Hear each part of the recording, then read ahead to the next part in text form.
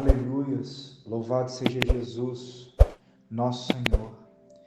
Que o Espírito Santo me dê graça para que eu possa ministrar sobre o que eu quero, né? Que é falar de um relacionamento, que é bater nessa tecla, é o que eu vivo, é o que eu prego, é o que mudou minha vida, ser amigo de Deus. Deixa teu comentário, compartilhe, toque o sininho, que o Espírito Santo possa edificar vocês. Jesus falou assim, né, lá no Evangelho de Mateus, que é Ele que edifica a igreja. Sobre essa pedra eu edificarei minha igreja. Quem edifica a igreja é Jesus. Jesus deu os seus dons, os apóstolos, os profetas, os mestres, evangelistas, né? Todos esses receberam uma medida do dom de Cristo. E Jesus procura edificar a igreja com os dons que ele distribuiu para a igreja, né? Que o Espírito Santo possa edificá-los, instruí-los, encorajá-los, ensiná-los para a glória de Deus. Amém? Eu quero ler para vocês Isaías 41, verso 8. Porém, tu, ó Israel, servo meu, tu, Jacó, a quem elegi, descendência de Abraão, meu amigo. Porém, tu, Israel, servo meu, tu, Jacó, a quem elegi, descendência de Abraão, meu amigo. Meus irmãos, deixa eu fazer uma pergunta para vocês. Vocês são amigos de Deus? Você é amigo de Deus? Você tem um relacionamento diário com Deus? Você passa tempo a sós com Deus? Você tem uma amizade com Deus? A amizade com Deus não é diferente de você construir uma amizade com alguém. A gente pode usar isso sim, porque uma amizade que você tem aí, todo mundo tem um amigo, né? Quem não tem, ora o Senhor que o Senhor vai te dar amigos. Mas a gente tem amigos, né? E essa amizade como é que ela passou a ser construída? Ela passou a ser construída devagar, aos poucos, mas essa amizade, ela precisou de confiança. Você precisou aprender a confiar na pessoa. De princípio, você estava duvidoso, de princípio você estava desconfiado, né? Mas você foi observando o coração dessa pessoa, você foi depositando confiança nessa pessoa, vocês começaram a dialogar, a conversar, e agora aquela pessoa que você só conversava numa lanchonete, numa cafeteria, agora está indo na tua casa, está mais íntima, né? Está mais íntima. E na tua casa agora ela está conversando com você, tomando café, e daqui a pouco essa pessoa está almoçando lá na tua casa, está jantando, e essa pessoa está fazendo parte da tua vida, e você já está compartilhando segredos com ela está compartilhando segredos com você, e para essa amizade ser construída, você precisou ganhar confiança nessa pessoa, essa pessoa precisou ganhar confiança em você, precisou de lealdade, fidelidade das duas partes, né? Você se sentiu à vontade. É assim que surge uma amizade. É assim que surge uma amizade. Eu vou ler Tiago capítulo 2, verso 23. E cumpriu-se assim as escrituras que diz: e creu Abraão em Deus, e foi isso imputado com justiça, e foi chamado amigo de Deus. A Bíblia diz que Abraão foi amigo de Deus. Que coisa mais linda, né? Esse cara conheceu a Deus. Esse cara viveu a palavra de Deus, né? Eu quero ser amigo de Deus. Todos os dias eu converso com Deus. A graça do Senhor Jesus, ela se cumpriu lá na cruz. E a cruz está no passado. O amor de Deus também se manifestou lá na cruz. Isso também lá no passado. Mas a Bíblia diz que há comunhão com o Espírito Santo. Mas a Bíblia fala, e há comunhão com o Espírito Santo. Por que comunhão? Porque é algo que você tem que ter todos os dias. Não estou dizendo que o amor de Deus acabou, e nem que a graça de Deus acabou, não é isso. Eu estou dizendo que Deus exerceu amor na cruz, no passado, que Deus exerceu graça na cruz, mas a comunhão com o Espírito Santo, ela é diária. Por isso que Paulo fala lá em 1 Coríntios 13:13, a graça do Senhor Jesus, o amor de Deus e a comunhão do Espírito Santo. Comunhão é algo diário, é algo para o presente, não é algo que está no passado. Comunhão é algo que está no presente. Comunhão está aqui agora, todo dia eu tenho que ter comunhão com o Espírito Santo. Amém? João capítulo 15, verso 13 diz assim: ninguém tem maior amor do que este, de dar alguém a sua vida pelos seus amigos. Vós sereis meus amigos, se fizerdes o que eu vos mando. Já vos não chamarei servos, porque o servo não sabe o que faz seu senhor. Mas tenho-vos chamado amigos, porque tudo quanto ouvi de meu Pai vos tenho feito conhecer. Provérbio 25 diz assim, que a glória de Deus está em ocultar as coisas, mas a glória dos reis está em descobri-las. Deus ama ocultar as coisas. Deus é um Deus de segredo. Daniel fala que ele é um Deus de mistério. Deus é um Deus de segredos. Tem algum texto lá em Jeremias, que eu me lembrei agora, que diz assim, clama a mim e eu te revelarei coisas ocultas, segredos, desde a fundação do mundo. A Bíblia diz também em Salmos 20, se eu não me engano, Salmos 20 ou Salmo 25, diz assim, o segredo do Senhor é para aqueles que o temem. O segredo do Senhor, em algumas traduções diz, é para aqueles que têm intimidade com Ele. Você sai contando os seus segredos para qualquer um?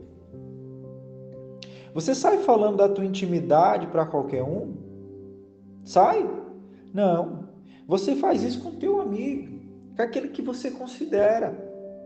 E olha lá, não é verdade?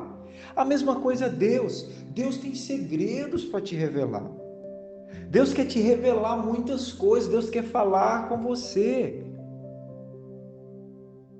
Mas às vezes você não quer construir um laço, um afeto, um amor. Se você não quer ter comunhão com Ele, você não dá tempo para Ele.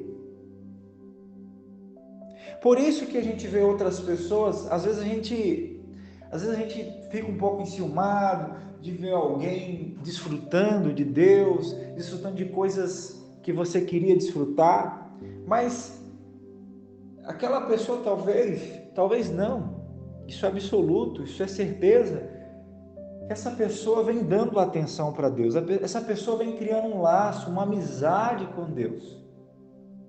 Deus vai confiando nela, ela vai aprendendo a confiar em Deus, e quando ela ora o Senhor responde ela com mais facilidade. Os ouvidos do Senhor estão atentos a ela, porque não é que Deus tem filhos prediletos, não é isso, mas existem pessoas que são mais amigas de Deus do que outras. Se você agora estiver passando por uma dificuldade, um problema, e se você de fato tem um amigo que é amigo, e você ligar para ele, você pode ter certeza que ele vai te ajudar. Salmos 91, o Espírito Santo acaba de me lembrar. Eu vou ter que abrir, porque eu preciso ler. Olha como é que isso aqui é uma verdade. Salmo 91, falando de segurança. Aleluia, glória a Deus.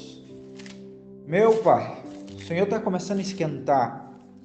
Olha aqui que diz, Salmo 91, no verso 14, diz assim, ele está falando lá da pessoa que confia no Senhor, que se refugia em Deus, que deposita toda a sua confiança no Senhor, que tem comunhão com o Senhor, que tem uma amizade com o Senhor. E no verso 14 ele diz, Deus fala para essa pessoa, porque a mim se apegou com amor, e eu o livrarei, poluei a salvo, porque conhece o meu nome. ele me invocará e eu lhe responderei. Na sua angústia eu estarei com ele, livrá-lo-ei e o glorificarei. Aleluias! Glória a Deus! Seja amigo de Deus. Timóteo capítulo 3, verso 1, diz assim, até o verso 5. 2 Timóteo capítulo 3, do verso 1 até o verso 5. Sabe, porém, isto, nos últimos dias sobrevirão tempos difíceis, pois os homens serão egoístas, avarentos, jactanciosos, arrogantes, blasfemadores, desobedientes aos pais, ingratos, irreverentes, desafeiçoados, implacáveis, caluniadores, sem domínio de si, cruéis, inimigos do bem, traidores, atrevidos, infatuados, mais amigos dos prazeres que amigos de Deus, tendo forma de piedade, negando-lhe, entretanto, o poder. Foge também destes.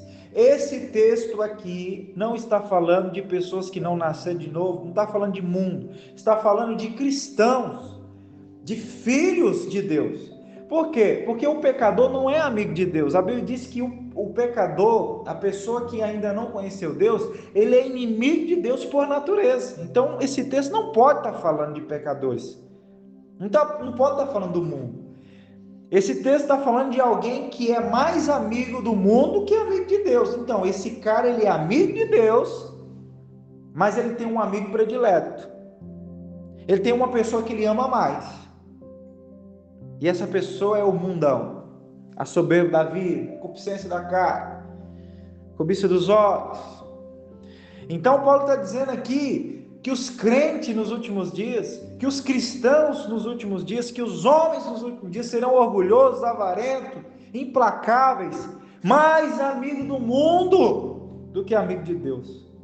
Olha, Tiago diz, não se engane, meus irmãos, amizade, quem é amigo do mundo constitui-se inimigo de Deus. Aí ele fala, não sabeis que a Escritura diz que o Espírito de Deus sente ciúmes de você? Aí no verso que ele diz, tendo forma de piedade, negando entretanto o poder. Foge também desses. É o quê? Pessoas que vão viver uma vida de aparência, tendo uma forma de piedade, de devoção. O que a gente mais vê? Isso é o fruto da religião. Uma vida de aparência, hipocrisia. Mas no fundo são mais amigos do mundo. São mais amigos do mundo, dão mais atenção para o mundo, dão mais atenção para as coisas da terra do que para o Senhor. Paulo diz em Colossenses 3, se morrestes com Cristo e com Ele ressuscitaste, pensai nas coisas lá do alto onde Cristo vive. Vamos ler? Vamos ler Colossenses capítulo 3. Colossenses capítulo 3. Olha o que diz em Colossenses capítulo 3. Portanto, se foste ressuscitado juntamente com Cristo, buscai as coisas lá do alto, onde Cristo vive, assentado à direita de Deus, pensai nas coisas lá do alto, não nas que são aqui da terra, porque morreste e a vossa vida está oculta juntamente com Cristo em Deus. Quando Cristo, que é a vossa vida, se manifestar, então vós também sereis manifestos com Ele em glória. Filipenses também diz lá, que nós somos cidadãos celestiais. Nós temos a cultura do céu, vivemos os hábitos e as crenças dos céus. Eu quero te encorajar a ser amigo de Deus, amizade com Deus, o relacionamento com Deus tem que ser construído dia após dia. Crie um laço com Deus, crie uma amizade com Deus. Você vai ver, Jesus falou em João 15, verso 7, se vós permanecerdes em mim e as minhas palavras permanecerem em vós, pedireis o que quiser, vos será feito. Eu venho vivendo experiências fantásticas, meus irmãos. A palavra nem saiu da minha boca, Deus já me ouviu. Eu venho vivendo experiências, milagres, mirabolantes na minha vida. Tudo porque um dia eu decidi entrar no meu quarto, pegar o meu mapa, a palavra, e começar a examinar as Escrituras como Jesus disse. E eu descobri um tesouro no vaso de barro. Eu descobri um tesouro no campo. O campo sou eu mesmo. O tesouro está dentro de mim. Eu descobri riquezas. André, mas você não tem nada. Riqueza não tem nada a ver com coisas que vão passar. Eu estou falando de riquezas eternas. Eu estou falando de riquezas que o tempo não pode desgastar. Eu estou falando de riquezas espirituais, de tesouros no céu, onde o ladrão não rouba, onde a traça não consome. Tudo porque eu decidi ter um relacionamento com meu melhor amigo, Espírito Santo de Deus. Tenha um relacionamento com Ele diário, construa uma amizade com Deus, aprenda a pensar como Deus pensa, tenha a ótica de Deus. Como isso, André? Se relacionando com a palavra. Eu te garanto, se você tem pessoas que frequentam a tua casa, que são seus amigos, você às vezes fala como eles, você pegou hábito deles. Eu peguei hábitos de amigos meus, eu aprendi por osmose. Eu falo palavras de amigos meus. Se você começar a ter um relacionamento com Deus, você vai pegar os hábitos de Deus, você vai pegar a cultura de Deus, você vai pegar o coração de Deus, você vai começar a ler a Bíblia, você vai começar a ter pensamentos de Deus, em nome de Jesus, e pensamentos de Deus vão gerar fé. Aleluias! Eu vou ler de novo Isaías 41, verso 8, para a gente encerrar. Porém tu, ó Israel, servo meu, tu, Jacó, a quem elegi descendência de Abraão, meu amigo. Abraão foi amigo de Deus, Enoque foi amigo de Deus, a ponto de ser transladado. Eu quero ser cada vez mais íntimo de Deus. Existem coisas que Deus quer tratar no singular, no pessoal com você. Deus te trata de uma maneira diferente em grupo, e Deus te trata de uma maneira diferente pessoal, individual, de uma maneira personalizada. Existem coisas que Deus quer tratar pessoalmente com você, e isso é quarto. Mateus 6,6. Fecha o quarto, fecha a porta e ora teu pai que está em secreto. Um abraço. Fica com Deus.